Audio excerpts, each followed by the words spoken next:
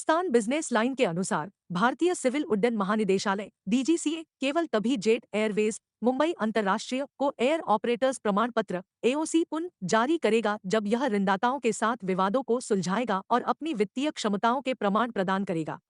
Jet Airways का AOC मई में समाप्त हो गया था। रिपोर्ट के मुताबिक डीजीसीए उसे केवल तभी पुनः जारी करेगा जब एयरलाइन वरिष्ठ प्रबंधन को लॉक कर सके, अपनी मंडली को पुनर्गठित कर सके, ऋणदाताओं सहित कानूनी विवादों को सुलझा सके और विमान लीज अनुबंध सुरक्षित कर सके। एओसी को खो देने के बाद से जेट एयरवेज ने रिपोर्ट के अनुसार डीजीसीए के पास नए एओसी की मांग की है। जेट एयरवेज ने 2019 में संचालन बंद कर दिया था, जिसकी वजह से लगभग 80 अरब रुपए 975.5 मिलियन की ऋण हो गई थी। अक्टूबर 2020 में बोर्ड की समिति द्वारा मुरारी जालान और फ्लोरियान फ्रिट्ज द्वारा एयरलाइन खरीदने का बोलियों ने मंजूरी दी।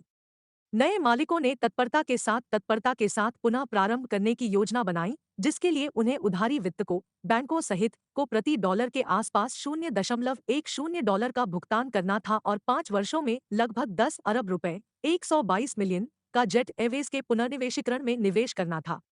हालांकि समझौता इसके बाद से मनमुटावों और कानूनी विवादों की गहराई में गिर गया है, जिसके परिणामस्वरूप एयरलाइन के पुनरारंभ के करीब भी नहीं पहुंचा जा सकता है। इस कहानी ने भारत में कई खबरों को उत्पन्न किया है, लेकिन हाल ही में गो फर्स्ट G8 मुंबई अंतर्राष्ट्रीय के दिवालियापन ने इसे छिपाने वाला है। वह भी पुनरारंभ करने का प्रयास कर रही है, लेकिन जैसा कि डीजीसीए ने बताया है, गो फर्स्ट के पुनरारंभ का वर्तमान में ऋणदाताओं का समर्थन है, जबकि जेट एयरवेज के पुनरारंभ का यह समर्थन नहीं है। जालान कलरॉक संघ के एक प्रवक्ता के अनुसार जेट एयरवेज विमानों के किराए पर लेने की अनुबंध को विचार करने के लिए नाराजगीपूर्ण ऋणदाताओं के साथ संपर्क में रह रहा है। मई में संघ ने 1.5 अरब रुपए 18.3 मिलियन बैंक गारंटीड से रोकने के लिए राष्ट्रीय कंपनी कानून न्यायालय एनसीएलटी में वापस गया, जबकि संघ ने अपने भुगतान दायित्वों पर अस्वीकार करने के बाद न्यायालय ने जेट एयरवेज के नए मालिकों को अपने प्रतिबद्धता को पूरा करने के लिए अगस्त तक का समय दिया।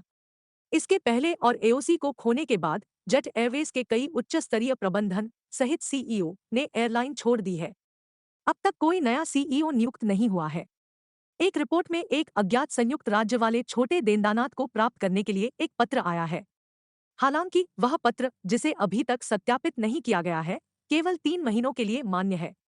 अगली खबर गो एयर से है। गो फर्स्ट, जो पहले गोएयर के नाम से जानी जाती थी, निवास्त्रवाद संबंधित मुद्दों में जकड़ी हुई है और वर्तमान में नई उड़ानों के रद्द हो जाने की घोषणा की है।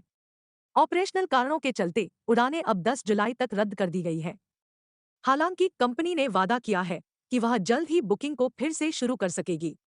निर्देशकीय महकमा ने जारी रिपोर्ट के अनुसार गोफस्ट की सुविधाओं की विशेष मुआयना परीक्षा करने के लिए 4 से 6 जुलाई तक दिल्ली और मुंबई में एक विशेष महकमा का आयोजन किया जाएगा। रिपोर्ट के अनुसार महकमा उड़ानों के पुनर्स्थापन की मंजूरी देने से पहले कंपनी के ऋणदाताओं के साथ अनसुलझे मुद्दों का समाधान करने और वित्तीय क्षमता के प्रमाण पत्र प्रदान करने की आवश्यकता बताई है। मई में जेट एयरवेज ने लाखों रुपए के कर्ज के कारण अपनी उड़ानें बंद कर दी थी। अक्टूबर 2020 में न्यायिक संकुल के कमेटी के मतानुसार मुरारी जालान और फ्लोरियन फ्रिट्ज द्वारा विमान खरीदने के लिए बोली को मंजूरी दी गई थी। नए मालिकों ने तत्परता से एक ताज़ी शुरुआत की थी, जिसके लिए उन्हें ऋणदाताओं, बैंकों सहित को प्रति $0.10 देना था और जेट एयरवेज को 5 वर्षों में 10 अरब रुपए 122 मिलियन अमेरिकी डॉलर की पुनर्निर्माण राशि में निवेश करना था। हालांकि इस समझौते को दोबारा संघर्ष और कानूनी विवादों में फंस गया है, जिससे विमान बहाल होने के कोई पासबद्धता नहीं हो रही है। यह मुद्दा भारत में कई शीर्षक बना चुका है, लेकिन हाल ही में गो फर्स्ट G8 मुंबई अंतर्राष्ट्रीय दिवालियापन से ध्वस्त हो गई है। उस एयरलाइन की पुनर्स्थापना का प्रयास भी हो रहा है, लेकिन जैसा कि निदेशालय ने दर्शाया है, गो फर्स्ट की पुनर्स्थापना वर्तमान में ऋणदाताओं के समर्थन में हो रही है, जबकि जेट एयरवेज की पुनर्स्थापना में ऐसा नहीं है। जलान कलरोग कंसोर्शियम के एक प्रवक्ता का कहना है कि जेट एयरवेज आपत्तिजनक ऋणदाताओं के साथ संपर्क में बने रहने की कोशिश कर रही है, समस्याओं को हल करने के लिए। मई में कंसोर्शियम ने राष्ट्रीय कंपनी कानून न्यायालय एनसीएलटी में जाकर अपनी सबसे प्रभावी ऋणदाता स्टेट बैंक ऑफ इंडिया को बैंक गारंटीड अरब रुपए 18.3 मिलियन अमेरिकी डॉलर जमा करने से रोकने की याचिका दी। न्यायालय ने जेट एयरवेज के नए मालिकों को अपने प्रतिबद्धताओं को पूरा करने के लिए अगस्त तक का समय दिया है। इसके अग्रिम और एयरलाइन की एओसी एयर ऑपरेटर सर्टिफिकेट खो देने के कारण जेट एयरवेज के कई वरिष्ठ प्रबंधन सहित सीईओ ने एयरलाइन छोड़ दी है। अब तक कोई नया सीईओ नियुक्त नहीं किया गया है। साथ ही एक अज्ञात मेहमान लेसर के साथ 8 विमानों की खरीद करने के एक पत्र की रिपोर्ट भी है।